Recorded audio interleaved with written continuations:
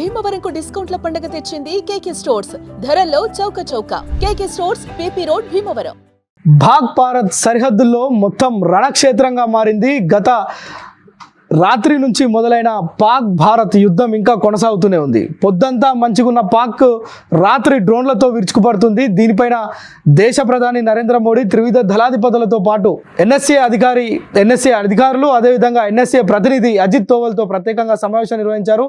విదేశాంగ మంత్రి రవిశంకర్జీతో కూడా ప్రత్యేకమైన సమావేశం నిర్వహించి యుద్ధం పైన ఎలాంటి చర్యలు తీసుకోవాలి, యుద్ధం పైన అనేకమైన సమీక్షలు నిర్వహిస్తున్నారు. అంటే ఏ విధంగా పాక్ని చిత్తు చేయాలనే ఆలోచనలు చేస్తున్నారు. అయితే చూడొచ్చు మనం ఈ రాత్రినే దాదాపు ఒక గంట క్రితం నుంచి పాకిస్తాన్ తన దుర్మార్గమైన బుద్ధితో ఒక 100 డ్రోన్లను ఒకేసారి భారత్ పైన ఎక్కుపెట్టింది.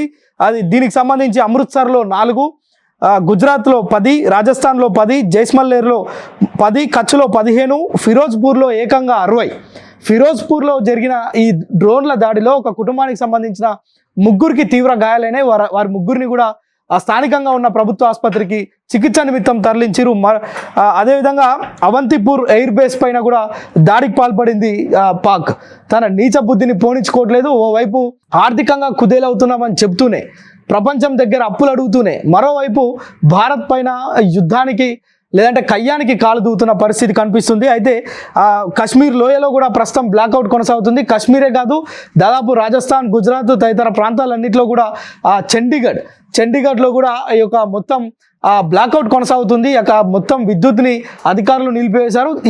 దీనిపైన అంటే ఏదైతే 100 డ్రోన్లతో ఒకేసారి పాక్ ఏదైతే దాడికి పాల్పడిందో, ఈ దాడికి పాల్పడిన నేపథ్యంలోనే దేశ ప్రధాని నరేంద్ర మోడీ త్రివిధ దళాధిపతులతో పాటు అజిత్ దోవల్తో ప్రత్యేక సమావేశం నిర్వహించి సమీక్ష నిర్వహిస్తున్నారు. అయితే ఏ క్షణానైనా ఈ రాత్రి భారత్ ఒకవేళ తనకున్న ఓపిక నశిస్తే ఈ రాత్రికి పాకిస్తాన్ ఉంటుందో పోతుందో అనే ఒక సందేహం కూడా కలుగుతుంది. అయితే ఇందుకు సంబంధించి అధికారులకైతే కీలకమైన ఆర్డర్స్ ఇచ్చినట్టు, కీలకమైన సమావేశం కీలకంగా నిర్వహించినట్లు కూడా తెలుస్తుంది. అయితే ఈ యొక్క కీలకమైన నిర్ణయాలు ఎటు దారి తీస్తాయి, పాకిస్తాన్ని మొత్తానికే మట్టు పెడతాయా, లేదంటే ఈ రాత్రికి యుద్ధం నిలిపివేస్తారా, ఇంకా కొనసాగుతుందా అనేది కూడా మనకు మరికొన్ని గంటల్లోనే దీనిపైన తెలుస్తుంది. అయితే ఎప్పటికప్పుడు సుమన్ టీవీ ద్వారా చాలా అంటే అక్యురేట్గా ఎక్కడ ఏం జరుగుతున్నప్పటికీ కూడా ప్రతి నిమిషం సుమన్ టీవీ ద్వారా ప్రేక్షకులకు అందించడం, మరోవైపు భారత సర్కార్ ఎంత సన్నద్ధంగా ఉందనే చెప్పే ప్రయత్నమే సుమన్ టీవీ చేస్తుంది. అంటే మరోవైపు మనం చూడవచ్చు, నిన్నటి నుంచి మాట్లాడుకున్నాం, నిన్న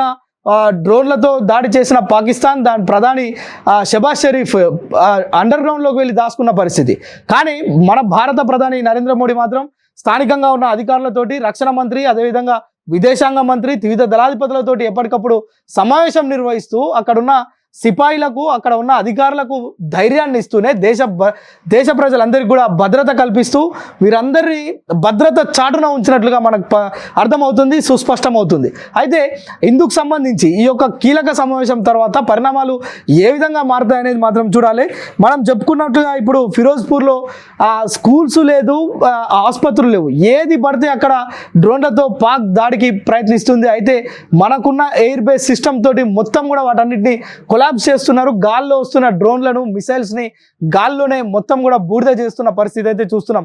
అయితే ప్రస్తుతం మనం చూడవచ్చు, రాజౌరి, అమృత్సర్, జమ్మూ, సాంబా, యూరి, జైస్మల్నేర్ ఈ ప్రాంతాలన్నింటిలో కూడా హై అలర్ట్ ప్రకటించింది అధికారులు. మరోవైపు ఏదైతే ఉత్తర పశ్చిమ ప్రాంతాల్లో ఉన్న ఎయిర్పోర్ట్లన్నింటినీ కూడా ఎయిర్ సర్వీసులన్నిటి కూడా రద్దు చేసింది కేంద్రం. అంటే యుద్ధ నేపథ్యంలో ఎక్కడ కూడా సామాన్య ప్రజలకు కావచ్చు, ఇటు విమానాలకు కావచ్చు, రైళ్లకు కావచ్చు, ఈ మార్గాలన్నిటికి కూడా ఎక్కడ కూడా ఇబ్బంది కలగొద్దనే ఉద్దేశంతోనే ఆయా జిల్లా కలెక్టర్లు కావచ్చు, అక్కడున్న ప్రభుత్వాలు కీలకమైన ఆదేశాలు జారీ చేసినాయి. వాటన్నిటిపైన అధికారులు ఫోకస్ పెట్టారు. స్థానిక ప్రజలు కూడా అప్రమత్తంగా ఉండాలని చెప్తున్నారు.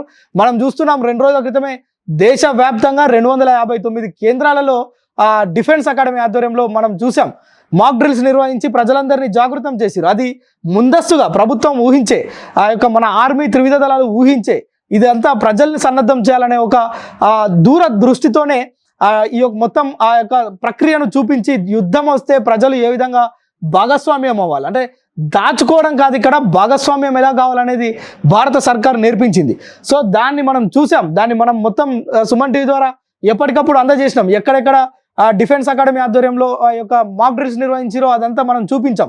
ప్రజలు కూడా అక్కడ ఉన్నవారు మాట్లాడుతూ చాలా ఆనందం వ్యక్తం చేశారు. అంటే మా ప్రాంతంలో యుద్ధం జరిగినప్పటికీ మేము భయపడము, మేము కూడా మా ఇంట్లో ఉన్న ఆయుధాలు తీసుకొని పాకిస్తాన్ పైకి యుద్ధానికి వెళ్తామని చెప్పిన పరిస్థితి. అంటే ప్రతి ఒక్కరు కూడా కంకణం కట్టుకున్న పరిస్థితి. మన దాయాది దేశం పైన ఆ మూకుమ్మడి దాడి చేసేందుకు ప్రజలు కూడా సిద్ధంగా ఉన్నారు.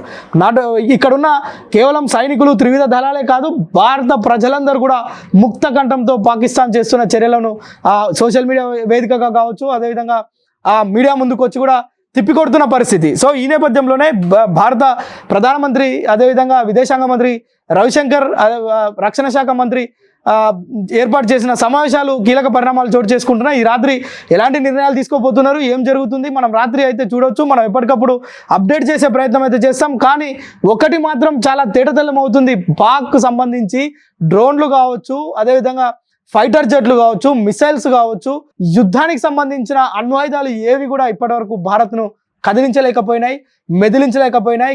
ఇక అది ఎదురు దెబ్బ దాడి చేసుకుంటా, అంటే నిద్రపోతున్న భారత్ను లేపి తన్నించుకుంటుంది పాకిస్తాన్. ప్రస్తుతం అలా ఉంది పాకిస్తాన్ పరిస్థితి.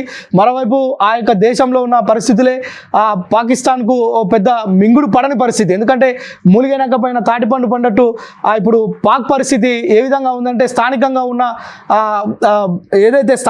ఉన్న అల్లర్లను, అదేవిధంగా స్థానిక ప్రజల్లో ఉన్న ఆ యొక్క ఆగ్రహావేశాలను కూడా కంట్రోల్ చేయలేని పాక్ ఇప్పుడు భారత్ను కయ్యానికి కాలు దువ్వి భారత్ను అంటే కెలికించుకొని మరి ఎదురుపై తన్నించుకునే పరిస్థితి ఇప్పుడు తెచ్చుకుంది. అయితే కేవలం భారత్ దగ్గరే కాదు, ప్రపంచం అంతా కూడా పాక్ ఆదేశాలు జారీ చేస్తున్నాయి. వెంటనే మీ యొక్క దుస్సాహసాన్ని, భారత్ పైన చేస్తున్న దుస్సాహసాన్ని విడనాడాలని చెప్పి ప్రపంచ దేశాలు కూడా పాక్కి సూచిస్తున్నప్పటికీ కూడా పాక్ ఎగసిపడుతున్న పాక్ను పాతాళ లోకానికి తొక్కేందుకు కూడా భారత్ సిద్ధంగా ఉందనేది మాత్రం తేటతెల్లం అవుతుంది. సుమన్ టీవీలో మీ పర్సనల్ అండ్ బిజినెస్ ప్రమోషన్స్ కోసం కింది నెంబర్కి కాంటాక్ట్ చేయండి.